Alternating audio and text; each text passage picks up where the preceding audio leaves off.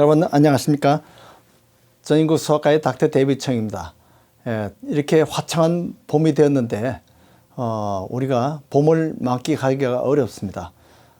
지금 사실은 봄철을 우리가 알러지 때문에 또 많은 사람들이 고통을 받고 있는데,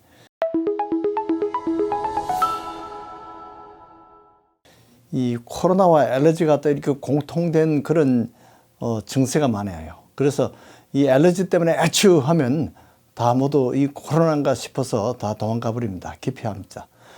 그래서 보통 사람들이 나 알러지가 있어 이렇게 하면 무슨 알러지가 있는지, 알러지가 종류가 사실 여러 가지가 있습니다.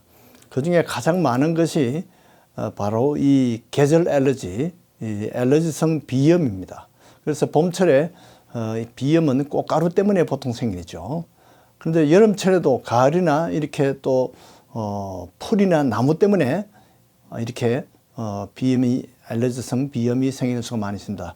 그래서 코가 가렵고 재채기 하고 콧물이 나고 코가 막히고 또 눈이 가려워서 잠을 잘 수가 없습니다. 이런 것이 다 알러지성인데, 어떤 사람은 또 사계절 다 이렇게 알러지가 있는 사람이 있어요. 그런 사람들은 보통 하우스 더스트, 그 더스트 중에도 그 먼지 속에 있는 그 더스트 마이트가 있습니다. 진드기, 먼지 진드기가 알러지를 일으키는 수가 많이 있고요. 그 다음에 습도가 많이 좌우합니다. 습기가 많은 곳에 알러지가 많습니다. 습기가 많은 곳에 곰팡이가 많이 생겨서 알러지를 일으키고요.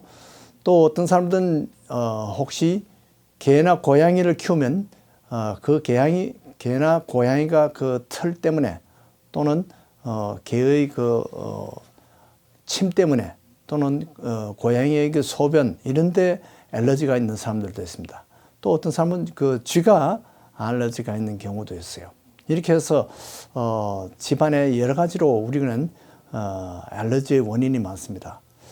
특별히 이 카크로치 같은 거, 이런 거, 바퀴벌레 이런 것도 알러지의 원인이 되는 수가 많이 있습니다. 그래서 이 코로나와 사실 알러지가 공통적인 증세를 많이 일으키는데, 다 같이 이 코를 어택합니다. 그래서 코에 염증을 생기는데, 바이러스는 바이러스성 염증을 일으키고, 알러지는 알러지성 염증을 일으킵니다. 어쨌든 이 염증은 콧물이 나게 하고 코가 막히게 하고 또 재채기가 나게 하고 또 심지어 기침이 나게 합니다.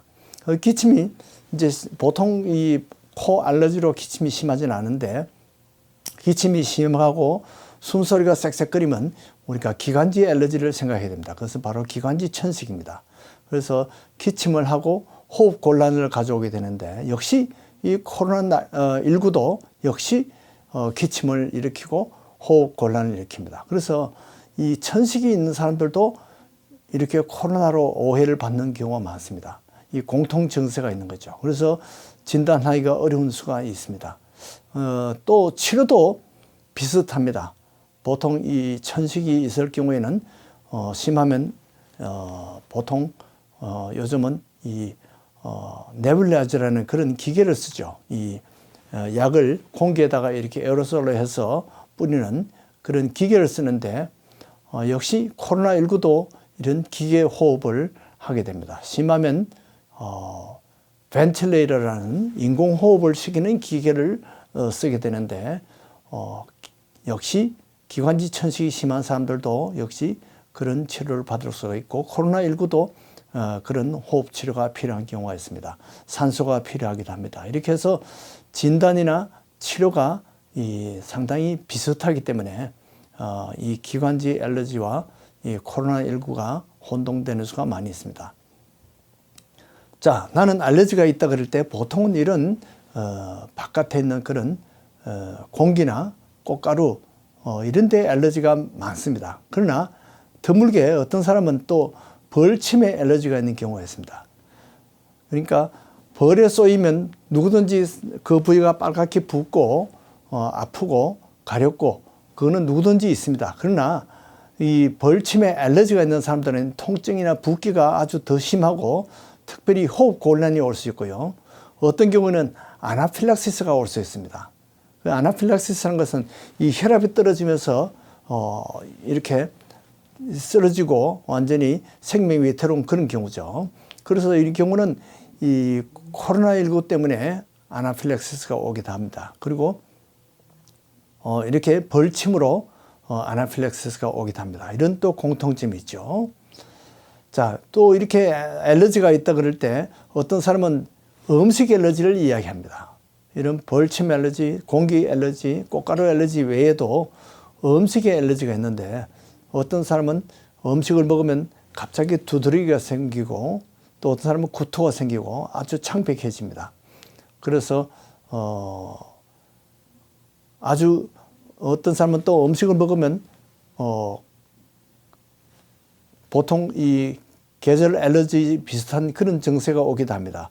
입안이 간지럽고 코가 간지럽고 재채기 하고 콧물 나고 눈이 간지럽고 이런 음식 알러지도 있습니다. 그것은 보통 이 음식 있는 그 성분과 그다음에 꽃가루에 있는 성분과 비슷한 성분이 있어가지고 오럴 알러지 신드롬이라 그래서 음식 알러지와 또 알러지성 비염과 이렇게 비슷한 그런 공통된 그런 증세가 있을 수 있다는 것이죠. 그리고 이 음식 알러지도 심하면 혈압이 떨어지고 아나필락시스가 올 수 있습니다. 특별히 이 피넛 알러지, 땅콩 알러지가 있는 아이들은 이렇게 아나필락시스까지 올 수 있기 때문에 그런 사람들은 반드시 에피펜을 늘 준비해 가지고 다녀야 됩니다. 자, 또 알러지 중에 또 다른 종류 하나는 피부 알러지입니다. 피부에 어떤 물질을 닿았을 때 알러지가 오는 거죠. 보통 온나무에 닿으면 보통 사람들은 다 그 접촉성 피부염을 일으킵니다. 그래서 피부가 아주 가렵고 붓고 빨갛게 되고 이렇게 진물이 나기도 합니다. 이렇게 습진 같은 그런 현상을 일으키는데 이것이 접촉성 피부염입니다. 그러나 옷은 공통된 그런 피부 알러지이지만은 어떤 사람은 동전 같은데 이런데 보통 사람들은 괜찮지만 어떤 사람은 거기에 피부 알러지가 오는 수도 있습니다. 그렇게 접촉성 알러지가 있는 경우가 있죠.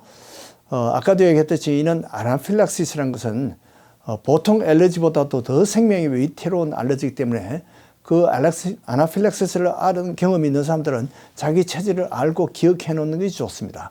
특히 이제 보통 아나필락시스는 주로 이 붓기가 입이나 코 이렇게 얼굴 중심부에 붓기가 심합니다. 그렇게 해서 아주 위험한 것은 입 속에 있는 그 후두라든지 인두 또는 그 성대에 있는데 그 부위가 부으면 그만 숨구멍이 막혀서 질식사할 수가 있습니다. 그래서 그 전에 보통 초기 증세가 목이 쉬거나 이 목소리가 쉬고 호흡이 곤란해집니다. 그렇게 하다가 저혈압이 되기도 합니다. 그렇게 해서 이 아나필락시스 있는 사람들은 미리 에피펜을 갖고 있다가 미리 목이 쉬거나 호흡 곤란이 올 것 같으면 자기 스스로 주사를 놔서 응급실에 갈 때까지 시간을 벌여야 됩니다. 그렇지 않으면 응급실에 가는 도중에 그만 저혈압으로 사망할 수가 있고 또 맥박이 빨라지고 잘못하면 심장에 심정지가 올 수가 있습니다. 자, 요즘 우리가 코로나 백신 이야기가 많이 나오는데요. 이 코로나 백신에 알러지가 또 있는 사람들이 있습니다. 얼마 전에 독감 백신으로 또 이 죽은 사람도 있죠.